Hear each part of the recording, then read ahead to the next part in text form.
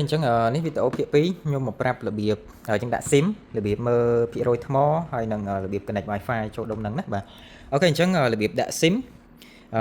ទីមួយយើងមិនបាច់តន់បើកដុំហ្នឹងទេបាទបើសិនជាដុំហ្នឹងបើកយើងបិទសិនទៅបាទអញ្ចឹងរបៀបបិទបើកអ្នកនរគ្នាចុចប៊ូតុងនៅខាងក្រោយហ្នឹងទៅណាបាទចាំខ្ញុំប្រាប់របៀបបើកម្ដងទៀតឥឡូវយើងធ្វើការដាក់ SIM សិនអញ្ចឹងរបៀបដាក់ SIM អីក៏បានដែរបាទ smartphone smart cell card អីហ្នឹងហើយ SIM ប្រើដូច SIM ទូរស័ព្ទយើងចឹងឥឡូវហ្នឹងដើម្បីឲ្យអ្នកនរគ្នាស្រួលយល់ខ្ញុំដោះ SIM ពីទូរស័ព្ទចេញតែម្ដងណាបាទនេះ SIM ទូរស័ព្ទបាទហើយយើងយកមកដាក់ជាមួយនឹងបាទដុំរបស់យើង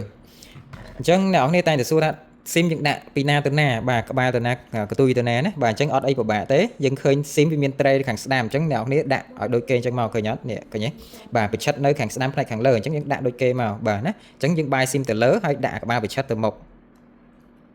បាទបែបហ្នឹងមកហើយយើងសកត់យកកញ្ចក់សកត់ SIM ឲ្យវាចូល up នៅក្នុងហ្នឹងតែម្ដងបាទបន្ទាប់មកហើយយើងធ្វើការបើកអញ្ចឹងរបៀបបើកអ្នកនរគ្នាឃើញប៊ូតុងមួយនេះបាទប៊ូតុងហ្នឹងយើងសកត់ហើយចាំយើងមើលភ្លើងបាទអញ្ចឹងខ្ញុំបើកអង្តែនដើម្បីឲ្យអ្នកនរគ្នាស្រួលមើលភ្លើងយើងសកត់ឲ្យជាប់មកបាទពេលវាលោតភ្លើងទាំងអស់បែបនេះយើងប្រឡែងដៃណាបាទប្រឡែងដៃហើយយើងចាំវាប្រហែលជា1នាទីមកដើម្បីឲ្យវាធ្វើការconnect SIM ហ្នឹងទៅអ៊ីនធឺណិតផ្ទាល់តែម្ដងណាអ្នកនរគ្នាមិនបាច់ធ្វើការ connect set up អីទេដុំនេះស្រួលយកធ្វើការ set up ទេគ្រាន់តែដោត SIM ចូលគឺវាធ្វើការ set up ឲ្យយើងអូតូមក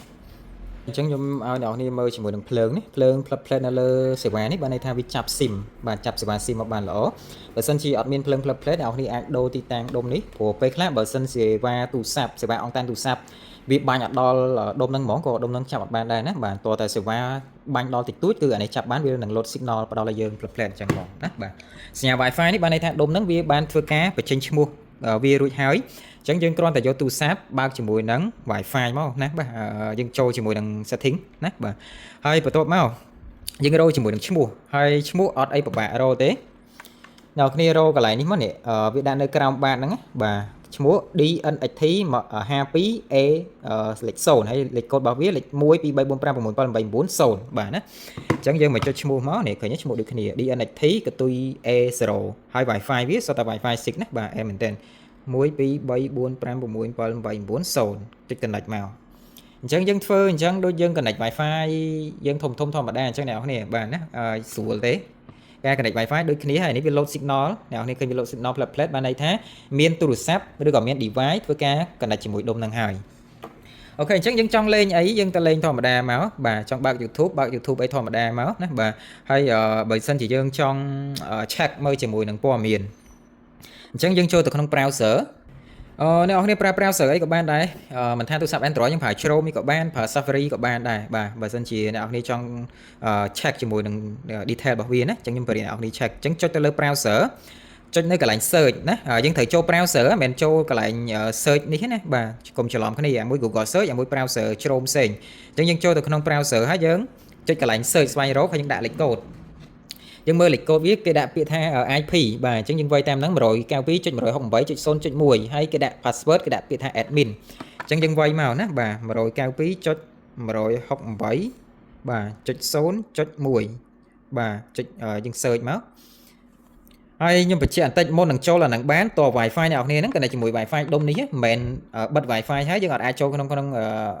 IP របស់វាបានទេណាហើយបន្ទាប់មកគេដាក់ពាក្យថា password យើងចុចកន្លែងហ្នឹងមួយយើងវាយពាក្យថា admin ADMIN បាទវាយឲ្យដូចនៅក្នុងនេះមក admin ហើយយើងចុចពាក្យថា login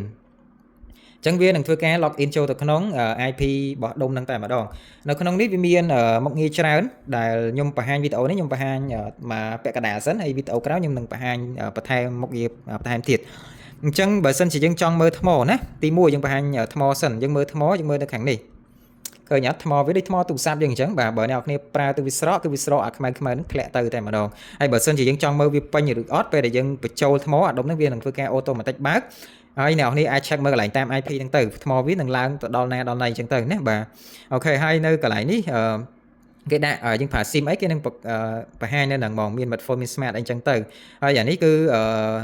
រូបផែនដីនេះបានន័យថាខៀវៗហ្នឹងគឺវាមានអ៊ីនធឺណិតនៅក្នុងហ្នឹងហើយដូចជាខ្ញុំសូមបង្ហាញប៉ុណ្្នឹងសិនទេបាទរបៀប check ថ្មហើយវីដេអូមួយទៀតចាំខ្ញុំប្រាប់ពីរបៀបធ្វើការដូរ